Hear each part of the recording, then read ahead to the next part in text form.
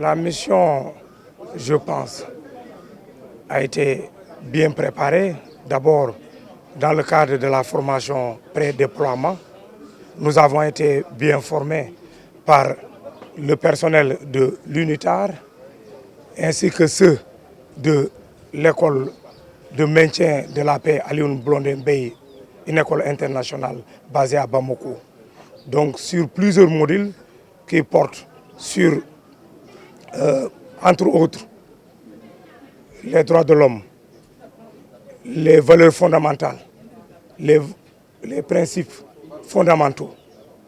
Donc c'est autour de tous ces axes, en passant par la doctrine et tant d'autres modules, que nous avons été formés.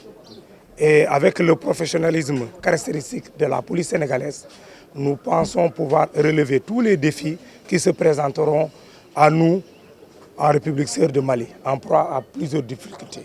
Parfaitement, nous avons eu l'avantage d'avoir été formés par des encadreurs, des formateurs maliens, et étant ressortissants de ce pays, ils nous ont bien cadré, bien posé le contexte, les différents rouages du conflit, donc du début des années 60 jusqu'au début des années 90, en passant par le contexte récent, à savoir depuis 2012.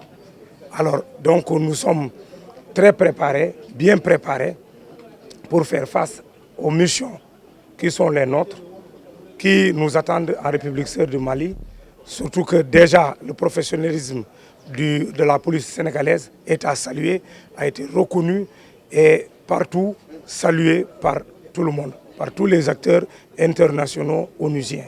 Et d'ailleurs, nous avons eu l'avantage d'avoir été bien félicités par les évaluateurs onusiens qui nous ont fait passer les différents tests ici au camp Michel, au camp tropical, entre autres, et une mention spéciale même a été décernée à un des chefs de peloton, à savoir le lieutenant Aminata Tall.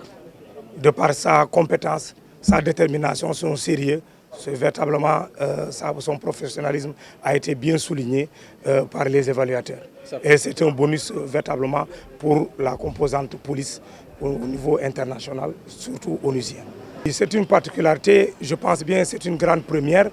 Et comme disent les Wolof, Gourou Bahna, Djigen Bahna, et c'est une fois qu'elle a été nommée par la hiérarchie qui a bien fait le choix porté sur elle, elle a étalé tous ses talents de meneur d'homme.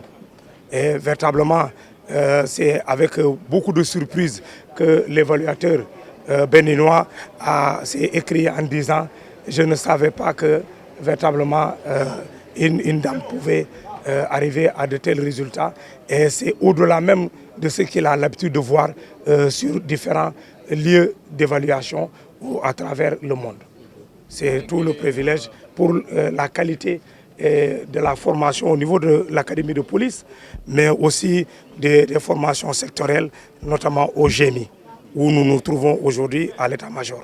En principe, nous devons faire une année, mais parfois, du fait de certaines contingences liées notamment à la relève, il est possible que nous faisons davantage. Et donc le contingent est composé de 140 hommes, y compris moi-même, et de 4 sections, 3 sections opérationnelles et une section spécialisée qui est mieux outillée pour faire face à des dangers de tout ordre, notamment des prises d'otages, des réactions à l'embuscade. C'est autant de modules de préparation qui, normalement, nous prédispose à pouvoir répondre et à faire face à toutes sortes de situations sur le terrain. Et avec les prières de l'ensemble du peuple sénégalais que nous représentons, d'autant plus que nous sommes des ambassadeurs sénégalais en République du Mali, nous pouvons relever haut le flambeau, haut le drapeau qui nous a été remis aujourd'hui au nom de tout le peuple sénégalais sous l'égide de l'ONU.